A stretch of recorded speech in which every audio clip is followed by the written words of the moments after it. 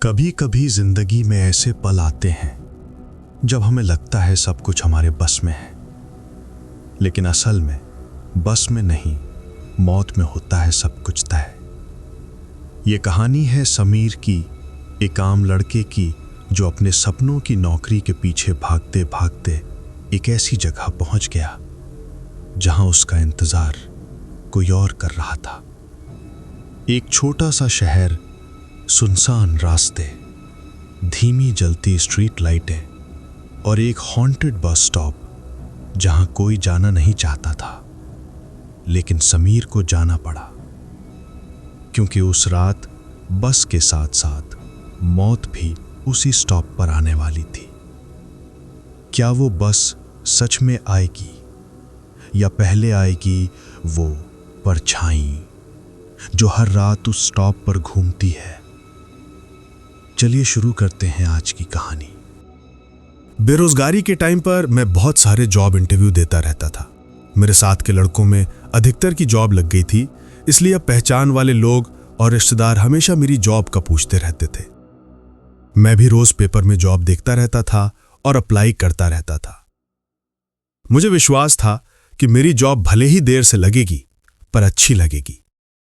एक बार एक auto parts की कंपनी में इंटरव्यू देने एक छोटे से शहर में जाना हुआ। लकीली वहां मेरा एक दोस्त रहता था जो एक छोटा सा रूम किराए पर लेकर रहता था।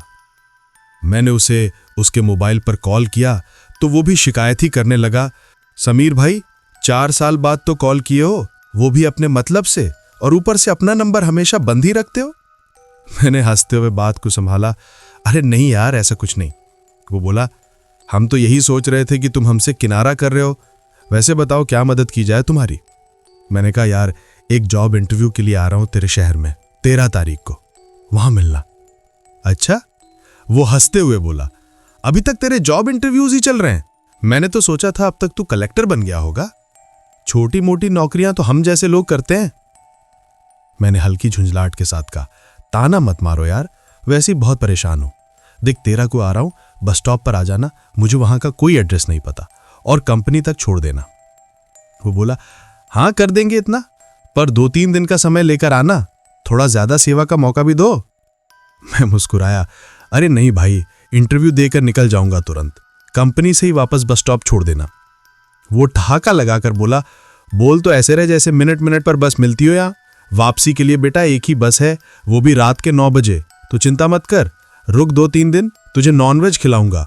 मैंने झूठ बोलते हुए कहा, भाई टाइम नहीं है, अगले दिन दूसरा इंटरव्यू भी है, इसलिए उसी दिन निकलना पड़ेगा।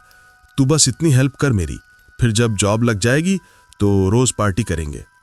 असल में अगले दिन कोई इंटरव्यू नहीं था, पर मैं बस बहाना बना रहा था। वो बोला, चल अच्छा आ जा, तेरा काम कर दूंगा। और इस तरह प्रोग्राम फिक्स हो गया। इंटरव्यू सुबह 10 बजे से था। उस छोटे से शहर में पहुंचने में बड़ी दिक्कत हुई। 3 बार बसें बदलनी पड़ी। दोस्त के पास स्कूटी थी, उसी से उसने मुझे उस स्थान से पिक किया जहां बस से सिर्फ मैं उतरा था। रास्ते भर हाल चाल पूछते हुए हम उसके कमरे तक पहुंचे। वो हंसकर बोला, देख लो बेटा, ये है अपनी हवेली, पसंद आए तो अच्छा, ना आए तो और अच्छा। कमरा क्या, कमरे का एक कोना था। एक ही कमरे में सोना, खाना, सब कुछ। एक छोटा सा बाथरूम भी था। मैं बाथरूम में हाथ मुंह धोने जाने लगा तो पीछे से आवाज आई, समीर भाई एक बाल्टी में ही जो करना है कर लेना, यहां पानी की बड़ी दिक्कत है। मैंने हैरान होकर पूछा, क्यों? वो हंसते हुए बोला, क्यों क्या, यहां बोरिंग कुछ नहीं है, नगर पालिका का पानी आता है, वो भी कभी कभी। पानी की दिक्कत थी, सो थोड़े से पानी में ही हाथ मुंह धोकर मैं इंटरव्यू के लिए निकल पड़ा। दोस्त ने अपनी स्कूटी निकाली और मुस्कुराते हुए बोला, देख बेटा, ये है अपना रथ, और इस शहर में यही है अपना हाथ पैर। यहां पब्लिक ट्रांसपोर्ट ना के बराबर है। मैंने हंसते हुए पूछा, अच्छा तो जिसके पास अपनी गाड़ी नहीं है वो सिर्फ पैदल ही चलते हैं? वो बोला, नहीं, टेम्पू चलते हैं, पर वो भी थोड़े ही हैं। फिर उसने स्कूटी स्टार्ट की और हवा से बातें करते हुए मुझे इंटरव्यू स्थल तक छोड़ दिया। टाइम देख, समय ओवर तो नहीं हो गया? उसने पूछा। मैंने घड़ी देखते हुए कहा, नहीं, अभी 10 मिनट बाकी हैं, जल्दी निकल, बेस्ट ऑफ लक। वो मुस्कुराया। और सुन, जैसे ही इंटरव्यू खत्म हो कॉल कर देना, मैं आ जाऊंगा। ओके भाई, कर दूंगा, थैंक्स, मैंने कहा और अंदर चला गया। इंटरव्यू समय से पूरे 2 घंटे लेट शुरू हुआ। मेरा नंबर आते आते 4 बज गए और जब सब खत्म हुआ शाम के 5 बज चुके थे। मेरे साथ लगभग 20-25 लोगों का इंटरव्यू हुआ था।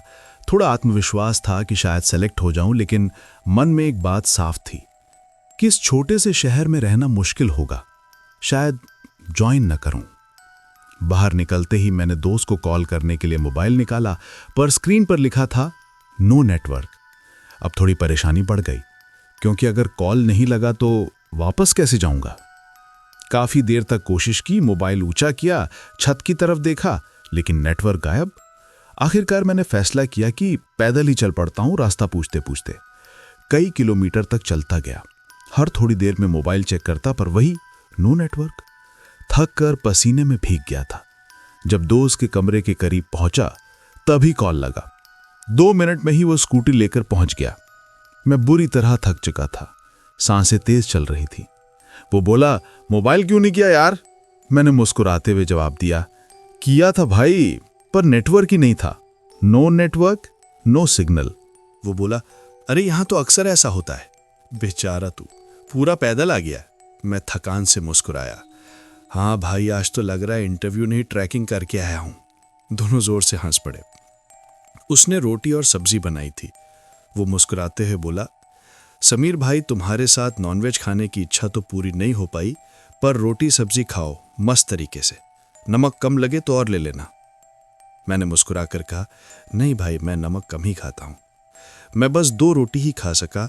दोस्त ने फिर प्यार से 2 रोटी और थोड़ी सी सब्जी रास्ते के लिए पैक भी कर दी। फिर उसने बताया, रात को 9 बजे बस जाती है और वो एक ही बस है। अगर छूट गई तो फिर अगली रात 9 बजे ही मिलेगी। मैंने घड़ी देखी, लगभग 7:30 बज चुके थे।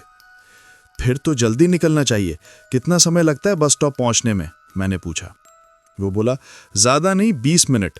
रिलैक्स रे भाई, मैं छोड़ दूंगा तुझे। कहते हो उसने सिगरेट सुलगा ली। पर मेरे मन में कुछ उथल पुथल चल रही थी। सो मैंने पूछा, यार एक बात बता, ये तो बहुत ही छोटा सा शहर है, बेसिक सुविधाएं भी नहीं है, और तू ठहरा अमीर आदमी की संतान, कैसे रह लेता है तू यहाँ? वो मुस्कुराया, एक लंबा कश लिया और बोला, भाई समीर सुन, हर इंसान की जिंदगी भगवान ने लिख दी है। वो जो करेगा वही होगा। मैं और तुम उसमें कुछ नहीं कर सकते। यही जिंदगी है दोस्त। उसने जोर से सांस छोड़ी। सही कहते हो भाई, मैंने धीरे से कहा। वो मुस्कुराया और बोला, वैसे यहां आया है और बस स्टॉप पर भी जाएगा तो तुझे कुछ बता देता हूं। मैंने हैरानी से पूछा, क्या बताना है? वो थोड़ा गंभीर हुआ। देख, यहां का जो बस स्टॉप है ना, वहां बस बहुत कम आती है। भीड़ तो ना के बराबर होती है। अभी तू वहां जाएगा तो हो सकता है कि तू वहां अकेला हो, बस डरना मत वहां। मैंने भौहें चढ़ाई। क्या बात कर रहा है? मैं क्यों डरूंगा? मैंने हाथ झटकते हुए कहा। वो हंस पड़ा। अरे वैसा कुछ नहीं है, बस सुना है वो जगह हॉन्टेड है। मैं चौंक गया। क्या? वो सिगरेट पीते पीते बोला, हाँ मैंने सुना है कि वहां रात को अक्सर भूत दिखाई देता है। मैंने थोड़ा घबरा कर पूछा, कैसा भूत? वो धीरे से बोला, कुछ साल पहले वहां एक फैमिली की हत्या हो गई थी। किसी चोर या डाकू ने की थी। तब से कई लोग ऐसा बता चुके हैं कि उन्होंने उस फैमिली का भूत देखा है वहां पर। उसकी सिगरेट खत्म हो चुकी थी। वो फिर बोला, लेकिन तू डर मत, तुझे मैं बस में बैठा कर ही वापस आऊंगा।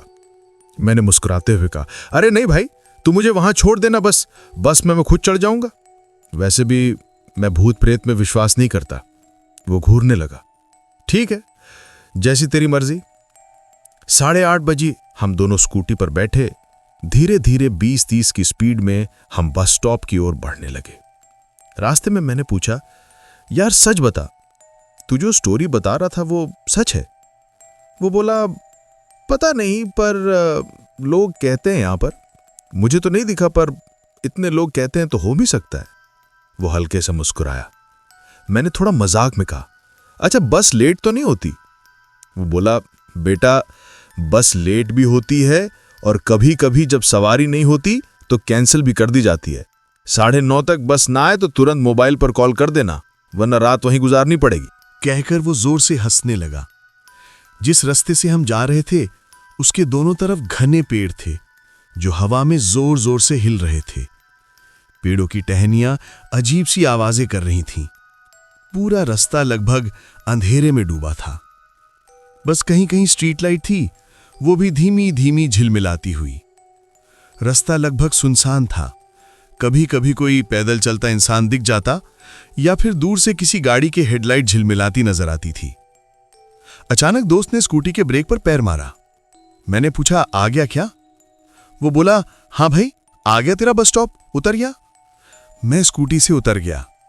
सामने एक छोटा सा चबूतरा था जिस पर एक टूटी हुई बेंच रखी थी।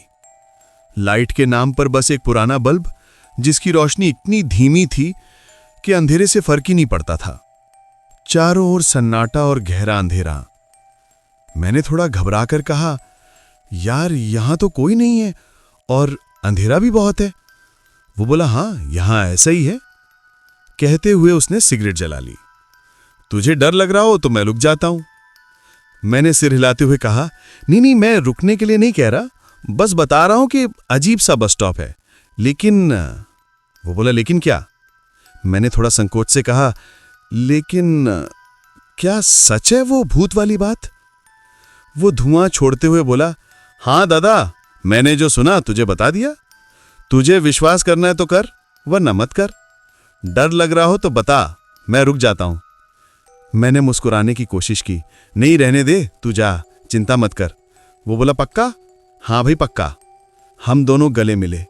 फिर वो अपनी स्कूटी लेकर चला गया। मैंने घड़ी देखी, 9 बजने ही वाले थे। चारों तरफ अंधेरा, धीमी हवा और बल्ब की झिलमिलाहट, और मैं उस सुनसान बस स्टॉप पर अकेला। रात की खामोशी में कभी कभी आवाजें सिर्फ कानों में नहीं, आत्मा में उतर जाती हैं। समीर ने सोचा वो बस आने वाली है, पर उसे क्या पता था कि जिस बस का वो इंतजार कर रहा था उसका टिकट मौत ने पहले ही काट रखा था। हर शहर में एक जगह होती है जहां जिंदा लोग नहीं रुकते, क्योंकि वहां जो रुकता है वो जिंदा नहीं रहता। क्या तुमने कभी किसी खाली बस को रात में आते देखा है? अगर हां, तो अगली बार मत देखना। कहानी पसंद आई हो तो लाइक, शेयर और सब्सक्राइब करें और अगला पार्ट का डर महसूस करने के लिए बेल आइकॉन दबाना ना भूलें।